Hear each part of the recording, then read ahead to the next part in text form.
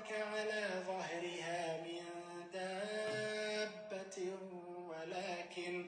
ولكن يؤخرهم إلى أجل مسمى فإذا جاء أجلهم لا يستأخرون ساعة ولا يستقدمون ويجعلون لله ما يكرهون وتصف ألسنتهم الكذب أن لهم الحسنى لا جرم أن لهم النار وأنهم مفرطون تالله لقد أرسلنا إلى أمم من قبلك فزين لهم الشيطان أعمالهم فهو وليهم اليوم ولهم عذاب أليم وما أنزلنا عليك الكتاب إلا لتبين لهم الذي اختلفوا فيه وهدى ورحمة لقوم يؤمنون والله أنزل من السماء ماء فأحيا به الأرض بعد موتها إن في ذلك لآية لقوم يسمعون أعوذ بالله من الشيطان الرجيم بسم الله الرحمن الرحيم اللهم لك الحمد كله ولك الشكر كله وإليك يرجع الأمر كله علانيته وسره فأهل أنت أن تحمد وأهل أنت أن تعبد وأنت على كل شيء قدير السلام عليكم ورحمة الله وبركاته أنفو أني أنبو لمنك لبلك فني أمي أوفو ni alislama foli ame awfo ni arjuna kono don ka foli an fawo ani an baw tiya na sujet fila le be an bolo bi mais sujet fila kelen na bela ka foni sujet na fama baye bi islamaw kulo kan mais ni ala sona amena wasado sujet kelen na ni sujet fila ni ɲɔgɔn cɛ ni ala taala sona sujet fila min me an bolo bi amena an wasado sujet kelen na sujet fɔlɔ min me an bolo o de ye bi a dogoninte silama foyi la diɲɛ fantan naani bɛɛ fɛ lagosili min bɛ ta ka ɲɛsin silamaya ma silamaya bɛ kan ka dɔgɔya silamaya bɛ kan ka buruja silamaya bɛ kan ka neni silamaya bɛ kan ka nɔgɔ silamaya bɛ kan ka ladɔn silamaden dɔw bolo minnu faw ye silama ye o baw ye silama ye o sɔrɔla silamaliw kɔnɔna na silamaya bɛ kan ka jaraki bi ka neni bi jɔn bolo silamaden kɔrɔ dɔw bolo minnu y'o yɛrɛ wuli ka o yɛrɛ bɔ silamaya la bi silama ni mun kɛli ka kan ni nin fitina belebele corila diɲɛ fan bɛɛ fɛ anw ni mun kɛli ka kan ni alaw taala sɔnna ladilikan mun bɛ bi ka lase silama bɛɛ ma i tulo bɛ kan ka mun mɛn n'a b'i lamɔnɛ la i yɛrɛ bɛ kan ka mun ye n'i ɲɛ tɛ fɛ k'a ye i tulo yɛrɛ bɛ kan ka don mun na n'a bɛ kɛni bɛ k'i tulo tɔɔrɔ i da yɛrɛ kɛni bɛ ka min fɔ n'a yɛrɛ kɛni bɛ k'i tɔɔrɔ amena na kuma nin kan dɔɔni. Chers parents, chers frères et sœurs en Allah, certes aujourd'hui l'islam est dénigré par certains ou bien par des anciens musulmans.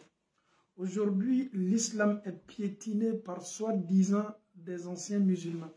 Aujourd'hui l'islam est défiguré aujourd'hui par certains anciens musulmans. Chers parents, chers frères et sœurs, face à tout cela, qu'est-ce que nous les croyants nous devons faire? Que Allah nous facilite la bonne compréhension. Aujourd'hui, c'est choquant, c'est insupportable de voir un musulman. Il vient d'une famille musulmane. Son père est musulman, sa mère est musulmane. Et tout d'un coup, ces derniers maintenant se mettent maintenant à critiquer l'islam, à insulter l'islam. C'est inadmissible. Vraiment, c'est très difficile à supporter. Et c'est très difficile même à écouter ces gens-là. Que Allah nous facilite la bonne compréhension. Mais Allah Ta'ala sona amena do Qur'ana kono. Allah bena kumani anye. Abena ambaro sura dola sura mi mato on me hakili soro. Neni kasu nyona nana. Amenu no adama do sugu bla bonda menu kono. Allah le bena an wajibi ola. Ama nyini lameni kala befe. Anye Allah Ta'ala kuma kan lame. Ni silamaya nenna tunya na nafate idne nyene bi ka foko mo ye bobi ka slama ni nawo ku ka kuma fe ma minu do be to nyini ne la ma minu do be to ko le la ma minu do umma ko be de mawyo ko fo umma ko be visibilité la bi ko sabe on slama ni mun kali kaka ni kasu no nana ebi tulo majo Allah ta'ala kuma kana amena sura belebele do ta qur'an kono suratul balad dugu ko fo sura Allah ta'ala ko a'udhu billahi minash shaitanir rajim bismillahir rahmanir rahim la uqsimu bihadha albalad wa anta hillum bihadha albalad wa walidin wa ma walad لقد خلقنا الإنسان في كبد أيحسب أن لن يقدر عليه أحد يقول أهلكت مالا لبدا نيه الله تعالى كما كان باي جابي دو كادي ما بامبانوما جابي دو كادي كافروما جابي يردو كادي سلمان ننوما Allah ta'ala beni sura belebele damna ni kalide abi kali aka dugu belebele dola suratul balad dugu ko fa sura dugu mando maka jamana do Allah ta'ala ko kulla uqsimu bi hadha al balad kone Allah ta'ala be kali nin dugu la dugu min nay maka ni loni gala chama ko nin kali nyasine makale la ala kala makala makaye so baraka mabaye makaye liyoroma soye makaye wahyu jiyore cide muhammadu kan sallallahu alaihi wasallam Allah ta'ala ko kone ala be kali makala wa anta hillun ele muhammadu ne Allah ta'ala ye la dagali kiye jamana mina so min kono wala ma ne Allah ta'ala ye so mis isabati so min kono wala ma ne Allah ta'ala ye ikke so min maye maka kaw yi ben ka boy ka sorne Allah ta'ala ye la dagali kiye ni sosa sigilila ala kala makala kabanka maka yara ka foko muhammadu kakani maka sigiliye muhammadu yara sabati yorle maka Allah ta'ala ye maka la diya muhammadu ka sigili makolo maka kado abana kodi wa walidin wa ma walala ani fami an fadamai ana bonson kuma chama folanina amma ko be munanina amenyini ngase anga aya ma Allah ta'ala ko laqad khalaqna al-insana fi kabad ko tunya na ne Allah ta'ala adama den da segele kono adama den ikanyana mayani mbe sege ala yidan ala ma sege dani na de Allah ta'ala ko kwaye adama den da sege dani ne la e baye adama den kuma dimi akono ba dimi atlo ba dimi wati be kodo le bala na bola na be do be ta soro kodo be kala abita bara yoro afari rete lafiya sege ba farika ala ko kwaye adama den na fi kabad nimbele yale la don nimbele yale fana mini an ye fambe iso na imaso suno ko yere kagbele na folo ko bila bara ko kagbele furu ko yere kagbele bay den ko yere kagbele ebita adama den soro ni situation belen bela kanyana mayala Allah ta'ala ko kone Allah ta'ala adama den da ne Allah ta'ala adama den da nimbele yale la donc épreuve bi ki kanyana mayala ala kida idana ala bolo dani munacho idana ala bolo gbeleya de kono gbeleya dani ne la ala masegede idani wati me ile yere kanyana maya beni be ken gbeleya le la Allah ta'ala ko ayahsabu an lan yaqdira alayhi ahad abadama de kono ka fo kone ala ya dandali munani abi adama de kono ka fo ko fen fos de sale adama de na minu kalime ka silamaya nini minu kalime ka silamaya kele minu kalime ka Allah ta'ala ka dina principe neni abe nunu kono ka fo ko fen fosi tise nunu la kone ala kan latige fo itise ka laburu nunu ka abe nunu kono ka fo ko fangabo la sebo ye ka silamaya kele nya bema abe nunu kono ka fo ko ma tese ka donunu nyakoro Allah ta'ala ko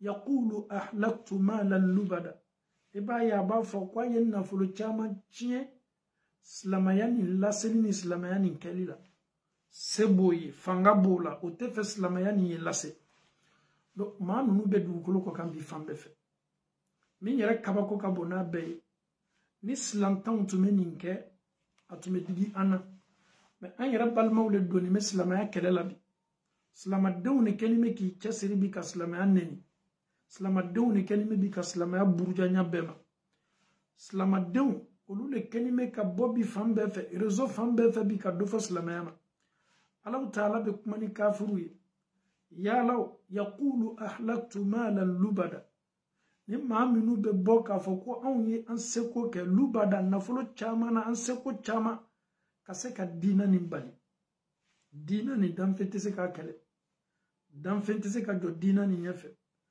adamaden to dugukolo kɔ kan min disi bɛ se ka jɔ silamɛya ɲɛfɛ au fait ni nin aya sugu ɲɔgɔnna bɛ fɔ wallahi adamaden dusu bɛ suma déjà souvent ça fait tellement mal quand tu vois un individu qui a été créé par Dieu. Il n'a pas été créé par les idoles. Et ce dernier se met à insulter la religion que Allah subhanahu wa ta'ala nous a donnée. Il insulte Dieu. Il insulte son prophète. Il insulte la religion que Allah subhanahu wa ta'ala a donnée à son prophète. Tu peux insulter Dieu. Mais souvent tu oublies que tu ne t'es pas créé toi-même. Tu as été porté par ta main. 9 mois, tu es dans le ventre de ta main. Est-ce que c'est ton idole, les fétiches? Est-ce que c'est ton fétiche qui te donnait à manger quand tu étais là? C'est Allah subhanahu wa ta'ala qui te protégeait dans le ventre de ta maman. C'est Allah qui faisait tout. C'est Allah qui, subhanallah, l'être humain, innal insana li rabbihi lakanut. Certes, l'être humain est rebelle. Pourquoi tout ce que nous voyons aujourd'hui, ça fait mal quand tu vois un frère musulman qui a même rejeté la religion. Il se met maintenant à dénigrer l'islam. Il oublie souvent que c'est Allah qui l'a créé. Il oublie qu'il sera interrogé par Allah subhanahu wa ta'ala. Dessous Fariala Bikodu. Allah ta'ala koko mautemena. Le prophète, il a été combattu par les Mekwa à la Mecque. Il a été chassé. Il a quitté la Mecque. Il est venu à Médine. Et après la victoire, aujourd'hui, la Mecque nous appartient. Au début, c'est vrai, vous pouvez insulter, dénigrer l'islam et le musulman. Mais wallahi, personne ne peut s'arrêter contre cette religion. Souvent, il faut être relax. Ne regarde même pas, n'écoute même pas. Laisse les gens insulter l'islam. Ils peuvent même piétiner le Saint-Coran. Mais cela n'enlève rien dans la religion. L'islam est toujours pratiqué. L'islam sera toujours pratiqué. Il y aura toujours des musulmans. L'islam est là. L'islam restera. Les musulmans sont là. Les musulmans resteront. Nul ne peut atteindre cette religion. Mais quand même, quand l'islam est insulté, c'est choquant. Quand le Coran est piétiné, c'est choquant. Quand le noble prophète sallallahu alayhi wa sallam est injurié, ça fait mal. Mais calmons-nous. Tous ceux qui ont combattu l'islam, à l'époque jusqu'à aujourd'hui, ils sont où aujourd'hui? Ils sont devenus des histoires aujourd'hui. Telle personne était contre l'islam. Telle personne parlait mal. Telle personne. Mais aujourd'hui, ils ne sont plus là. Sois courageux. Prends soin de ta religion. Écoute la parole de Dieu. Mets cette parole en pratique. Ne te décourage pas. Partout où vous vous retrouvez, soyez fiers d'être musulmans. Ils vont vous décourager en disant que l'islam est la religion des Arabes. Ils vont vous décourager en disant que le Coran même, il y a beaucoup de choses dedans qui ne sont pas la parole de Dieu. Ils vont dire ceci, ils vont dire cela. Matin, midi, soir, ils vont parler. Arrivé à un certain moment, un musulman même va se poser la question, est-ce que cette religion même, elle est vraie ou pas? Chers parents, chers frères et sœurs en Allah, sois fiers de ta religion. Enfin, on est en bas. Ni chayara slamaya kan slamaden do bo yere manyini ngaw. Ya alors, est-ce que slamaya ni yere tchene? O ya dam na nya bema. ni mo ye ko dɔ la i b'o ye dɔ la wallahi silamɛya principe bɛɛ attaqué la bi n y'a f'i ɲɛna n ko maa minnu b'a kɛ kafiru tɛ silamɛw don o ye kuranɛ attaqué o tilala o la kira sallallahu alaihi wasallam a ka hadisa mun bɛna ka na ala kumakan walawala an ye ka ɲa o dɔ la hadisa la gosi fana na sadi silamɛya yɛrɛ bɛ silama bɛ taa ka diina ta yɔrɔ minnu la ninnu bɛ kan ka ninnu yɔrɔw le bɛlɛn ka ninnu fɔ ka ɲɛsin a ma ka kumajugu fɔ ka ɲɛsin a ma mɛ an faw ni an baw tuɲa na waati sela an ma ten anw ye baara kɛ n'an hakili ye anw ye baara kɛ n'an hakili ye maa minnu kɛlen bɛ ka nin manamanakan ni tabatabakan fɔ ni ɲindimi y'o minɛ o tɛ se ka sunɔgɔ ni kundimi y'o minɛ a b'o bali sunɔgɔ ma n'o kɔnɔ y'o dimi kɔnɔdimi m'o bali sunɔgɔ ma fo ye taa ka taa dɔgɔtɔrɔso la o tɛ se ka foyi k'o yɛrɛ ye olu bɛ ɲina ko kelen pe kɔ i kɛlen bɛ ka masa mun kɛlɛ o masa le ye e sabati i ba kɔnɔ k'i to jiya la ele bɛ ɲina k'a fɔ ko e bɔla i ba de kɔnɔ i tun ye ji de ye karo kɔnɔntɔn i sabati ni ba kɔnɔ ni masa ala de ɲina n'i la k'i bɔ jiya la k'i bɔ jolikuruya la k'i bɔ sogokuruya la k'i kɛ adamaden ye ele fana ma kɛlɛbaga foyi sɔrɔ i yɔrɔ la bi dugukolo kɔ kan fo masa min ye e ba dan k'i fa dan k'i ka kabilaw dan ka e yɛrɛ dan ka bɔ i ba kɔnɔ ele bɛ masa kelen min kɛlɛ bɛ o de alaw taala ye a adamaden ja ka farin ninnu n'u ka jafariya bɛɛ se t'o ye ka saya bali o n'o ka dusu gbɛlɛya bɛɛ se t'o ye k'o yɛrɛ bali ni bana nan'o ma ninnu n'o ka dusu gbɛlɛya bɛɛ o tɛ se k'o yɛrɛ ban sunɔgɔ ma ni sunɔgɔ nana fari la fo fari ye sunɔgɔ le ninnu n'o ka jafariya nin bɛɛ i b'i yɛrɛ ma ɲininka bolomala jumɛn bɛ ninnu n'o ka jagbɛlɛya nin na bolomala foyi t'o la min ye nenni ye bɛɛ kɔni sago b'i da la silamɛya bɛ neni a bɛ buruja kɛra bɛ neni kɛra bɛ buruja ni yɛrɛ fana n'i ye fɛ n'o ye bɛn dɔɔni i jija dɛ foli yɛrɛ kɛcogo ni n'o bɛnna i bɛ foli kɛ ni hakili ye mun na ninnu ɲinana ko kelen pe kɔ kulɛri mun ni ala y'a la o fari kan ala ye fari kulɛri min d'o ma ninnu kɛlen bɛ ka farafinya kɛ i b'a fɔ ko lebu don i b'a fɔ ko ala ye farafinw dan ka farafinya kɛ lebu de ye olu bɛ fɛ ka farafinya le ta ka sankɔrɔta di farafinya ma ala ye mun kɛ nin kɛcogo man ɲi ko bɛɛ daminɛna anw de fɛ yan farafinna anw de ta ye tiɲɛ ye ninnu bɛɛ bɔla anw de la i b'a ye ninnu bɛ adamaden hakili sama ka taa ko ninnu la nafa foyi t'a la an ka ɲɛnamaya la kulɛri ko farafin de wa faragbɛ de wa tubabu de wa nafa foyi tɛ nin na anw ka ɲɛnamaya la anw ni mun kɛli ka kan an ye to an ka diina kɔ an bɛ ala fo anw sɔrɔla k'an yɛrɛ ye silamɛ ye alaw taala ye an faw kɛ silamɛ ye a y'an baw kɛ silamɛ ye an fana nana an yɛrɛ sɔrɔ nin taasila senimanba kan anw ka kan ka ala de fo kuma foyi tɛ anw da fo ka ala fo mɛ i jija a bɛ fɔ fɛn min ma ko perdu belebele e nana i ka ameriki sigi kɛ e yɛrɛ sigilen bɛ australie i sigilen bɛ europe walama e sigilen bɛ farafinna ala ma ne ni e kɛ setigiba ye an kɔni ka dayirimɛ b'an kun anw ka kan ka cɛsiri ni baara mun kɛ ka arijinɛ sɔrɔ ka se ka taa an yɛrɛ daramu arijinɛ kɔnɔ ni mɔgɔ kɛla sababu ye ne ni e ka anw lamuruti an ka taasila ni madenya yan ka an bila ala la ka an bila silamɛya la ka an bila ciden senimanba nin na ka an bila diina jɔsenfɛn ninnu bɛɛ la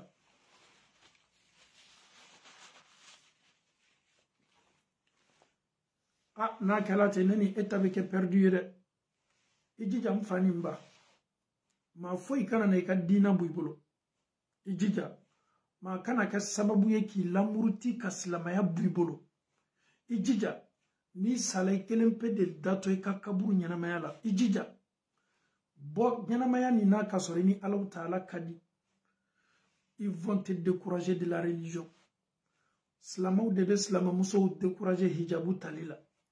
Silamaw de bɛ dɔ fɔ o silamamusow ma sutaratalaw. Silama cɛmanw de bɛ dɔ fɔ o silama cɛmanw ma. Nin bɛɛ laɲini ye mun ye ka adamaden fari faga k'a bɔ a ka taasira ɲuman kan. Mais ni adamadenw kɛla sababu ye ka e bɔ i ka taasira ɲuman kan, ele nana fara olu kan ka silamɛya latɔsi, ka silamɛya nɛni, ka silamɛya dɔgɔya. Ne balimacɛ ani ne balimamuso, ni maa kɛla sababu ye ka silamɛya bɔ ne bolo, ka d'a kan teri dɔw bɛ o fanga ka bon, o bɛ se k'i muruti k'i bɔ i ka diina la. I t'a dɔn k'a fɔ ko Ala nin bɛ bato. I t'a dɔn k'a fɔ ko silamɛw bɛ dugukolo kɔ kan. I t'a dɔn k'a fɔ ko Ala batolaw bɛ nin dugukolo kɔ kan. I jija, i taa Maka, taa Madina, taa Kaaba misiri la. E yɛrɛ b'a dɔn k'a fɔ Ala la ja, ni ne ka Ala bato, Ala bɛ bato la. Ni ne ma Ala bato, Ala bɛ bato la. Ni ne banna Ala bato ma, Ala de bɛ bato la. Danfɛn fosi le kana na kɛ sababu ye ka anw fari faga. N'o tɛ bi, o kɛlen bɛ ka wuli fan bɛɛ fɛ. Silamɛya bɛ kɛlɛlaw bolo. Silamɛya bɛ dɔgɔyalaw bolo. Silamɛya bɛ nɛnina. Anw y'an jija. Bi ta tun ye ladilikan dɔrɔn de ye. K'a di an faw ni an baw ma. An ye to an ka diina nin kan. An ye to an ka silamɛya kan. Maa minnu kɛlen bɛ ka silamɛya nɛni, ko tiɲɛ tɛ diina nin na. Ko diina nin yɛrɛ tɛ tiɲɛ ye. Anw sɔnna an ka diina ma, anw ka diina ka d'an ye. Anw ye to an ka diina kan. Kiyama, n'olu ko ko anw ka silamɛya diina nin tɛ tiɲɛ ye, Ala na kiti tigɛ anw n'olu ɲɔgɔn cɛ kiyama lo. Anw m'a dɔn k'a fɔ Ala ma anw dan, ka anw bila an yɛrɛ ma ten. Jo ma anw dan, boli ma anw dan. Ala de ye anw dan, anw dannen bɛ Ala Taala la. Wallahi, anw lannen bɛ Ala ka mansaya la, an dannen b'a la k'a y'an dan. Anw fana sɔnna, an dɛngɛnɛyala, an dannen b'a la k'a fɔ ko Alakira Muhamadu sallallahu alaihi wa sallam, Ala de y'a ci ka na anw ma. Farafinw, o kana na tulo an na ni farafinya kɛlɛ ye, ka an fari faga k'an ka diina bɔ an bolo dɛ. Farafinw, farafinya ka d'an bɛɛ ye. Bɛɛ sugu ka d'a ye. Tubabuw ka d'o yɛrɛ ye, farafinw fana ka d'o yɛrɛ ye. Diina ni farafinya tɛ ɲɔgɔn ye sira la. Diina ni tubabuya tɛ ɲɔgɔn ye sira la. Ni diina ni golo tun bɛ ɲɔgɔn ye sira la. O kosɔn, nin kumakan o y'a daminɛ ni ne ma waati tɛmɛnenw la. Ka to ka nin question labori k'a di karamɔgɔw ma. Bilal tun ye farafin ye. Est-ce que arabu ye muso d'a ma wa? Wallahi, ninnu tɛ faamuya ɲini na, ninnu ta ye lagosili le. Kira ka seliwele la, est-ce que valeur yɛrɛ tun b'a la wa? Bon, ni nin sugu bɛ fɔ farafin ye, n'i ka limaniya man bon, Bilal bɛ kan ka latɔsi kuma na cogo min na, kuma lamɛn dɛ. Bilal tun ye farafin ye. Arabu fudela la, o yɛrɛ ma muso d'a ma. Ni silama nana ka na nin question sugu ɲɔgɔnna fɔ a silamaɲɔgɔn ye, ele min ni question nin nana ka na f'i ye, billahi i b'i hakili sigi question nin kɔrɔ. Maa min nana ka na ɲininkali kɛ, a nana ka na faamuya ɲini yɔrɔ de wa? Walama dimi de b'a dusukun na ka bɔ arabu ko arabu ye mun kɛ Bilal la. Dogo tɛ, lebu tɛ, anw m'an ka tariku dɔn. Silamaw b'o ka tariku dɔn. Silamɛya kun fɔlɔ fɛ, o kɔrɔ ye di silamɛya nana waati min na, kɛra nana waati min na, Maka, k'a to Maka, Ala y'a choisi k'a kɛ ciden ye. Dɔw tun bɛ jɔnya la. Bilal yɛrɛ kelen t'o ye. Arabu dɔw tun bɛ jɔnya la. Farafin dɔw fana tun bɛ jɔnya la. Silamɛya kun fɔlɔ fɛ, silama minnu donna silamɛya la, jɔn dɔw tun b'a la, komi minnu tun tɛ jɔnya la. A jɔn dɔw bɛ yen, bɛɛ ye Sumaya ka kisa mɛn. Sumaya, a n'a furucɛ Ammar, a n'a furucɛ Yasir, a n'a dencɛ Ammar. Ninnu ka kisaw bɛ lakali an ye. Sumaya torturela ka muru kalaman don k'a ɲɛ fila ci, ka tila ka muru kalaman don, nɛgɛ don a kɔnɔ. A ni bɔla, a ma sɔn ka silamɛya ye k'a to yen. Bilal fana, a tɔɔrɔla a matigi bolo nin cogo de la. O tɛ lebu ye, adamaden ye i ka histoire dɔn. Bilalu, Abubakar y'a san ka bɔ jɔnya la, ka hɔrɔnya d'a ma. mais wallahi anaka farafinya golofine tume Bilal yɛrɛ fana kelen tun tɛ golofin ye ala kɛra ka sahabaw cɛma arabu tun tɛ mais golofin de tun bɛ kɛra ka sahaba gbɛrɛw tun bɛ arabu t'olu ye comme Salman il-Farisi arabu tun tɛ mais aw ye différence lajɛ pour montrer que l'islam n'a pas besoin de couleur, l'islam n'a pas de frontières, l'islam n'a pas besoin de langue. Regardez Bilal, le prophète sallallahu alayhi wa sallam. Na sukola ka yɛrɛ ye sunɔgɔ la a bɛ sukola a bɛ jɔn ye jɔn ka samara man kan mɛn arijinɛ kɔnɔ Bilal a ye ɲininkali kɛ a ka nin suko la jɔn de ka sen man kan samara man kan mɛn ɲɛfɛ arijinɛ kɔnɔ malika y'a fɔ a ye ko i ka seli welela de bɛ arijinɛ kɔnɔ nin min sen man kan mɛn bɔlen ɲɛfɛ subhanallah malika min ye nin fɔ ala kɛra sallallahu alaihi wa sallam a b'a dɔn ko Bilal ye farafin de ala kɛra sukola k'a yɛrɛ ye arijinɛ kɔnɔ a bɛ kan ka taa a bɛ kan ka maa dɔ sen man kan mɛn arijinɛ kɔnɔ a ɲɛfɛ ya salam ni nin tun ye wasoko ye anw mako tɛ nin na adamaden ka baara de bɛ kɛ sababu ye ka arijinɛ d'i ma a fɔra ko Bilal le un Africain écoutez attentivement ceux-là veulent vous décourager. Ils veulent tellement vous décourager pour vous faire montrer que l'islam c'est pour les Arabes. L'islam n'a absolument rien à voir avec les Chinois, ni les Japonais, ni les Arabes, ni les Africains. L'islam est universel. L'islam est pour tout le monde. Bilal est au paradis. Il est devant le prophète sallallahu alayhi wa sallam en train de marcher. Un Africain. Pourquoi ceux-là, ils ne parlent pas de ça? Mouna otien yoronifo. Ah, Bilal, on ne lui a pas donné femme, il était noir, il était... En fait, on joue avec vous. Alors, nous, système, on comprend. Depuis, on met calendrier, ni sabotage, depuis dans les années 80, 89, 90, comment nous bé, ça dit, on y a un démissionnaire qui nous, comment nous tout met tolo, on coûte l'eau là. C'est pas maintenant.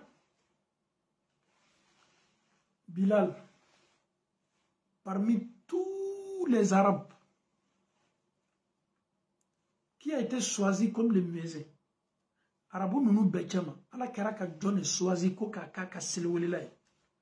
Titiri muno titiri bado de. Joyoro mino joyoro bado.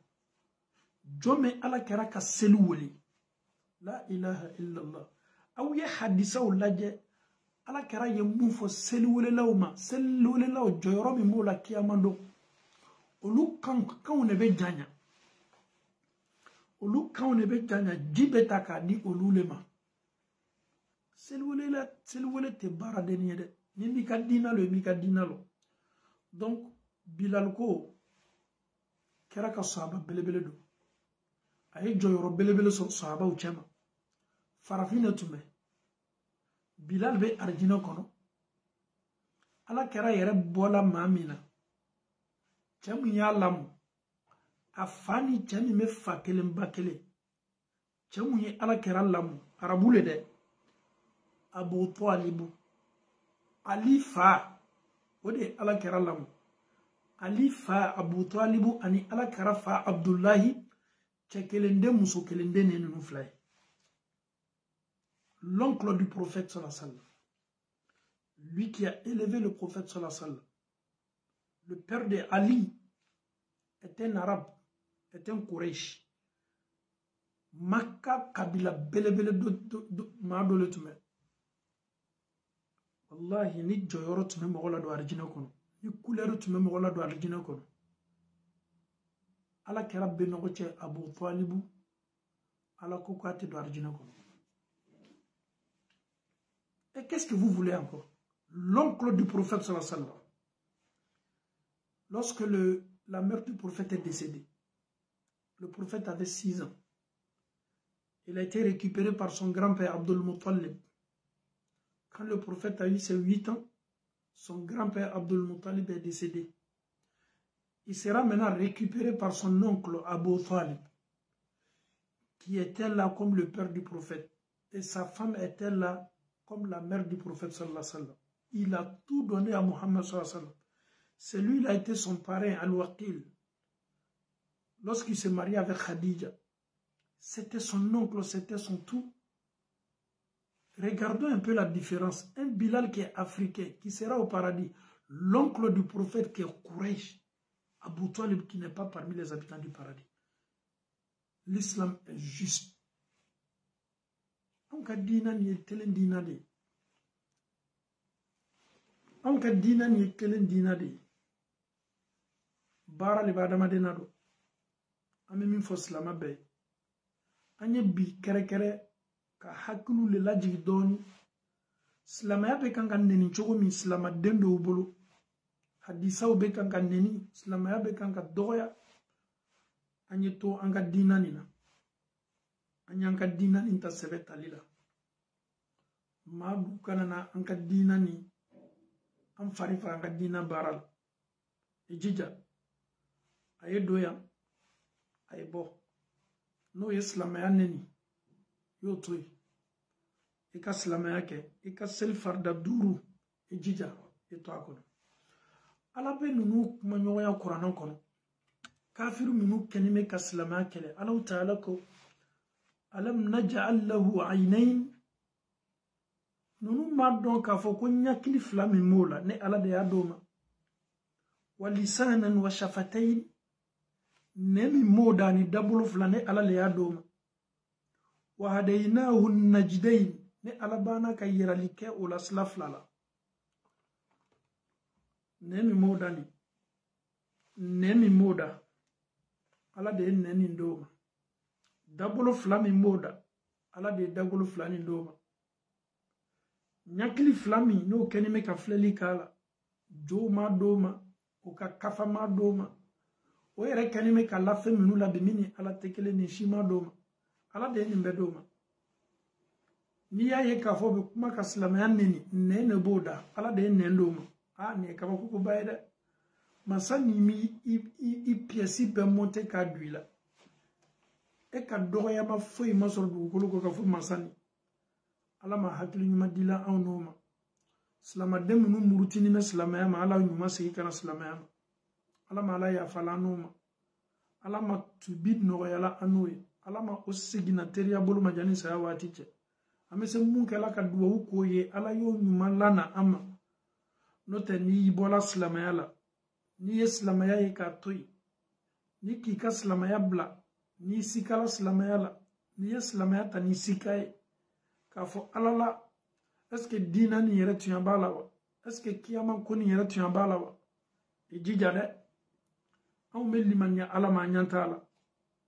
an dani ma la k'a fɔ ala bɛ ale le ye fɛn bɛɛ dan ale ala ka mɛlɛka minnu bɛ n'a y'o dan anw ɲa ma mɛlɛkaw ye dɛ mɛ anw limaniyani bɛ mɛlɛkaw ma anw ɲa ma cidenw ye mɛ anw limaniyani bɛ cidenw ma jigi kitabu minnu jigila ala bolo tawrata zabura injila nunu kelen-kelennan bɛ anw limaniyani b'a bɛɛ ma anw dani b'a la londo anw bɛ sa komi an faw n'an mɔcɛw sara cogo min anw dani b'a la londo saya kɔ ala bɛ n'an ɲininka an ka kɛwalew la o sika kɔni tɛ anw na an bɛ ala le dali ala y'a to an ka silamɛya ye to an bolo i jija i ka diina nin ta baara k'a la maa foyi kini n'i fari faga silamɛw komi maa to bi sika bɛ adamaden minɛ i ka silamɛya la est-ce que a m'a dɔn c'est à dire n bɛ silamɛya la n sikani bɛ n bɛ silamɛya la est-ce que diina ko ni tiɲɛ b'a la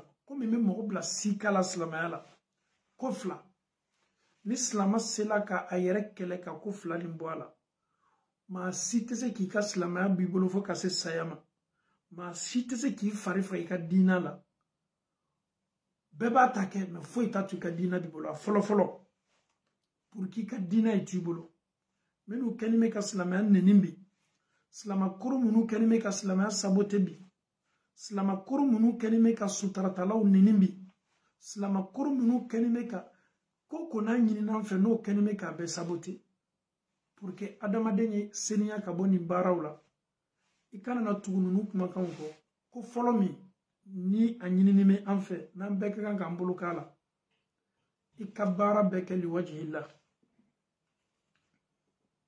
sadi menka selke ala de koso menka sundu ala de koso menka jakabo ala de koso menka hiji ke ala de koso menka bato ke ala de koso ala yimbla nyamariya bara mun la menin beke ala de koso ni bana ni mblali i ka principe la ka nin k'i ka baara ye ne bɛ fɛn fɛn kɛ nin ne bɛ nin bɛɛ kɛ ala de kosɔn n t'a kɛ mɔgɔ kosɔn n t'a kɛ jinɛ kosɔn n t'a kɛ wɔkulɔ kosɔn n t'a kɛ jɔyɔrɔ kosɔn n t'a kɛ tɔgɔ kosɔn ne bɛ nin bɛɛ kɛ ala de kosɔn wallahi ni adamaden banna ka baara sindila nin kan tout ce que je fais à cause de Dieu parce que n'i ye ko ko kɛ adamadenw kosɔn na adamadenw seli ma n'o y'i jaraki n'o y'i ka koɲuman k'i ma kojugu ye i bɛ fari faga i bɛ sin k'a lafili i bɛ se k'i sen bɔ a baara la mɛ n'i banna dɔnna k'a fɔ e b'i ka bato nin n'i kɛni bɛ k'a kɛ nin ne bɛ nin kɛla ala de kosɔn hali n'i siginin to la n'o y'a video de ci ka na i ma ko mɔgɔ dɔ kɛni bɛ ka ala kɛra neni a kɛni bɛ ka silamɛya neni a kɛni bɛ ka kuranna neni e yɛrɛ tɛ i dusu tɛ bɔ parce que e tɛ silamɛya kɛla k'a fɔ k'i kɛni bɛ ka ala kɛra bato dɛ e y'a dɔn ko ala kɛra ye ciden de ye ka bɔ ala yɔrɔ ele ni ala kɛra bɛɛ bɛ ala de bato sallallahu alaihi wasallam donc ne ni m'i kunna i tɛ sɛgɛn mais a bɛ e kɔnɔ k'a fɔ k'e kɛni bɛ ka silamɛya kɛ ka ala kɛra de bato non n'i y'a kɛ ten dɔrɔn i b'a jɛ o kosɔn hali maa caman bɛ a bɛ an balakaw la ka caya ni min ye sutara ta kumana surunya bolo ma n'i y'a ye furusa dɔ la n'a furucɛ cɛ n'a furucɛ le y'a bila sutara la dɔrɔn i b'a ye dɔrɔn ale bɛ sin ka sutara bila mun na parce que cɛ min y'a to ale ye sutara ta n'o furu sala donc ale man tɛ ka sutara ta tuguni mun na ale ɲɛna k'a fɔ a ye sutara ta a cɛ le kosɔn cɛ kɛla sababu ye k'i don a la mais sutara bɛ ta ala de kosɔn nin yɔrɔnin de adamadenw tɛ yɔrɔ minnu faamu dɔ le tɛ bato baaraw y'a kɛ ala kosɔn hali n'i ka maa dɔ ye a bɛ na ka na seli la gosi a bɛ tulon kɛ seli la a tɛ foyi kɛ e la mun na parce que e bɛ seli la ala de ye e tɛ seli la adamaden ye donc adamaden ka kan ka baara ni ko fɔlɔ min ye ka ɲɛnamaya la k'i to tunkan na pour être à l'aise pour vivre en paix pour être relax l'adoration c'est pour Allah tout ce que nous faisons pour Allah à cause de Dieu. Ame Allah Ta'ala nyadale hinanka barala. Nyembla kuna mbamso. Ika sutra meme taliboloni. Abena sabute de. Abe se yoro dola rebe na maluya ni ka sutra. Me minu kenime ka sabote ni ala de ya dabwa kama abena laje ni ka limania ni nyambala wala matuyantala. Donc ni islaman enna ma minu ya neni ibo lu yere kel nalo mawdi. Ele ti bolo bi ka silamɛya la o y'a fɔlɔ-fɔlɔ ye a filanan pour que an ye sabati an ka limaniya n'an ka silamɛya kan maa kana na a bɔ an bolo a filanan a dɔn k'a fɔ londo bɛna na baara minnu kɛni b'i bolo ni ala ko la baara nin kiyaman don ala bɛ nin maɲininka baara nin na ele le bɛna maɲininka i ka baara la karama sera tɛna maɲininka i pilasi la dɛ nin yɔrɔnin jate kosɛbɛ ne bɛ n ka suseli min kɛ ne bɛ n ka sundo min kɛ ne bɛ n ka ni min kɛ nin bɛɛ kɔfɛ ala bɛ na ne kɔntɛ bɔ n bɛ nin kɛ ala kosɔn maa bila n kunna k'a fɔ ko nin baara fana min kɛni bɛ ka kɛ ala kosɔn ala yɛrɛ fana bɛ na ɲininka nin baara la ni ne y'a dɔn k'a fɔ ko ɲininkali bɛ ma kɔnɔ ne mako bɛ mun na ka taa n kunkolo chauffer adamadenw ka silamɛya nɛni ni silamɛya kɛlɛ la parce que ça n'a pas de sens. Ne ye san 60 sɔrɔ ko ne bɛna ma ɲininka n ka san 60 baara la k'a damina hakili sabati la balukuyali kɛla waati min fo ka taa se saya ma i ni hakili tun bɛ ɲɔgɔn fɛ waati min ko nin kɔntɛ bɔ bɛ e makɔnɔ na e ni Alahu Ta'ala cɛ ko jumɛn bɛ se kɛla sababu ye ka e bɔ i ka baara ɲuman kɛcogo ɲuman kan k'i fari faga ko fila nin n'i bɛ Ameriki baara kɛ nin fila la n'i yɛrɛ bɛ farafinna baara kɛ ala kosɔn baara fana kɛ k'a dɔn ko don dɔ ala bɛ nin ma ɲininka baara sara la mɔgɔ tɛna ma ɲininkali ka baara sara la i pilasi la i kelen pe de bɛna ma ɲininka dunuya y'an kɛlen bɛ ka munumunu ɲɔgɔn ma mɛ kiyama kɛnɛ kan bɛɛ ko de ko nafsi nafsi nafsi muso bɛ bori a cɛ ɲɛ cɛ bɛ bori a muso ɲɛ den bɛ bori a mansaw ɲɛ mansaw bɛ bori den ɲɛ lo min bɛ taa kɛ k'a fɔ ko maa tɛna adamaden ka kiti k'a la f'i yɛrɛ de bɛna ma ɲininka i ta la ha ne fɛ a caman na ani mun kɛli ka kan an y'an ka baara kɛ ala kosɔn an ye a bila an kunna k'a fɔ ko baara mun bɛ kɛla sara bɛ an ma kɔnɔna ala bolo ala bɛna an bɛɛ kɔnte bɔ donc n'a kɛla ten hali ni silamɛya nɛnina hali ni dɔ fɔla silamɛya na e ka principe dɔɔnin bɛ e b'a dɔn k'a fɔ ko e bɛ alaw ta ala ka diɲɛ nin ma kɔnɔna don dɔ ala limaniya ko ɲuman d'a ma silamɛya kɛlɛ a ma daminɛ bi la kabini kɛra nana sɔrɔ sallam makakaw y'a kɛlɛ baduru kɛlɛ nin bɛɛ kɛla silamɛya kɛlɛ de nɔfɛ uhudi kɛlɛ nin bɛɛ kɛla silamɛya kɛlɛ de nɔfɛ khandaku kɛlɛ nin bɛɛ kɛla kafiru ko bɛna silamɛya kɛlɛ gazwatul ahzabu tabuku kɛlɛ nin bɛɛ kɛla mun nɔfɛ ko ka silamɛya ko situnu mɛ a labana mun ma a labana tuya ma silamɛya bɛna kɛlɛ o bɛna fɔ o b'a kɛlɛ o b'o ka énergie ta k'o b'a kɛlɛ mɛ o tɛna se la donc bi misɛnmanin minnu bɛ yen n'u bɛ réseaux sociaux la ɲagala mɔgɔ an ɲam'o la mɛ tuya na ninnu jaabi an b'an yɛrɛ seniya ka bɔ ninnu jaabiw ma an bɛ min fɔ dɔrɔn k'an faw ni an baw ka hakililajigi kɛ o y'a dɔn k'a fɔ ko ninnu tɛ se foyi la ninnu mɛnni b'a ɲɛnamaya la i b'a mɛn don dɔ ko bɔla dugukolo kan kan anw yɛrɛ bɛ sa komi olu bɛna sa cogo min o tɛ se o yɛrɛ balila saya ma o tɛ se o yɛrɛ balila jangaro ma o tɛ se o yɛrɛ balila dɔgɔtɔrɔsola taa ma o tɛ se o yɛrɛ balila ɲɛgɛnna taa ma o tɛ se o yɛrɛ balila kɔma taa ma ninnu tɛ se o yɛrɛ balila foyi ma jɔn de kɛlen bɛ ka nin bɛɛ laboro kan o de ye alaw taala ye anw ye to ala kɔ an bɛ duwawu k'o ye fana ala ma o ɲuman seginna ka na diina tako ɲuman la an bɛ duwawu k'o ye c'est ça nos frères parce que olu ka kɛlɛ ye mun ye ko farafinna kɛlɛ o ka kɛlɛ ye mun ye n'o sawalalo min ko panafricain kɛlɛ anw mako tɛ nin si la i panafricain wa i asiatique wa anw mako bɛ ko kelen pe mun na an ye sa ka sɔrɔ ni ala ka di an ka kaburu ɲininkali ye nɔgɔya kiyama ye diya na an ye don an ka arijinɛ kɔnɔ anw mako tɛ farafinya kɛlɛ foyi la kɛlɛ lakolon belebele anw faw tɛ bi dugukolo kɔ kan an mɔcɛw sala olu bɛ tunya so anw bɛna taa ka taa kun olu la an bɛna taa kun o la ɲininkali bɛ an fana ma kɔnɔna an y'an jija kaburu dinga fitinin mun n'an bɛna bila la ni cɛngɛ bɛna lasegin an ma ni mɛlɛkaw nana an ma ɲininka ni se bɛ an ye an y'a fɔ mɛlɛkaw ɲina anw tun bɛ farafinya kɛlɛ de la anw tun bɛ tubabuya kɛlɛ de la mana kɛlɛw de ye ten adamaden yɛrɛma hɔrɔnya dafani ye mun ye ye sa ka sɔrɔ ni ala ka di i ka diina b'i bolo i sala ka sɔrɔ ala diɲɛ ni min ma o le ka bon i ma nin ko bɛɛ duɲa bɛɛ bɛ se kɛl'i bolo i bɛ duɲa bɛɛ mara fanga b'i la mɛ n'i sala ka sɔrɔ ni alaw taala man di i ka kaburu jangata daminɛna nafa jumɛn b'o la anw mɛnna yan an bɛ taa de min ka bon anw ma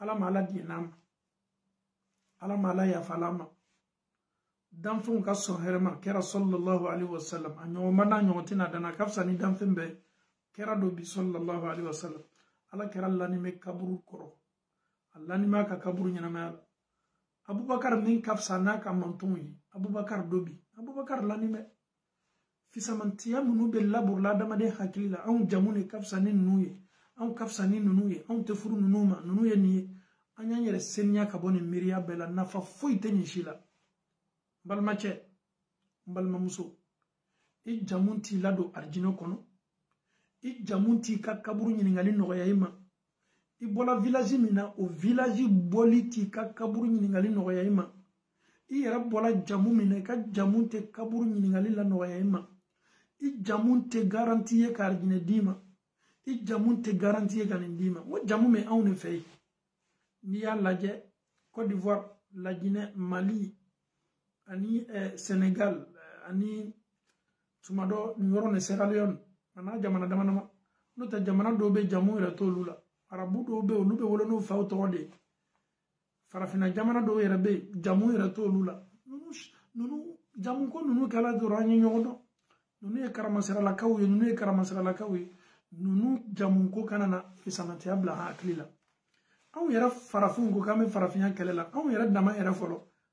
Aw yara kelme kan nyon categoriser. Aw kafsani nuyanka. Nunu e kele kuntaw ne. Nafa foyi t'a la e tɛ tigɛ i yɛrɛ la i jamu i taa k'i bɛ taa bɔ mɔgɔ dɔ den kɔ jamu min b'i la nin o b'a fɔ ko anw ni ninnu tɛ furu kɛ ɲɔgɔn ma kabini an mɔcɛw ka waati la anw mɔcɛw ka jɔnw don anw mɔcɛw ka nin de ninnu hakilinataw de bɛ an ye an ko k'an saniya ka bɔ nin na ko min ka di ala ye ka tɛmɛ ko bɛɛ kan o de ye baara ala ka to i ka baara yɛlɛ ala y'i da mun kama a m'i da foyi kama f'i y'ale ala bato k'ale ala bato bato kan ka kɛ cogo min ye sa fana ka sɔrɔ ala diɲɛ m'i ka bato ma banna nous sommes mieux que ceux-là on ne se marie pas avec ceux-là notre nom de famille nous sommes ceci nous sommes cela depuis au temps de nos arrière-grands-pères c'est comme ça c'était donc jusqu'à là bon, c'est des histoires qu'Allah nous facilite la bonne compréhension donc chers parents chers frères et sœurs fiers d'être musulmans. Nous sommes fiers d'être musulmans, nous restons musulmans, nous sommes fiers d'être les enfants d'Adam alayhi salam, nous sommes fiers d'être africains, comme les autres aussi sont fiers d'être les blancs, nous sommes les humains, nous sommes pareils, la seule différence entre nous c'est la piété. Que tu sois noir ou chinois, japonais, américain, il n'y a pas de problème. Un musulman qui a la crainte de Dieu, un musulman pieux, c'est le plus important. Que tu as nom de famille ou bien tu n'as pas nom de famille, ça n'a pas de sens.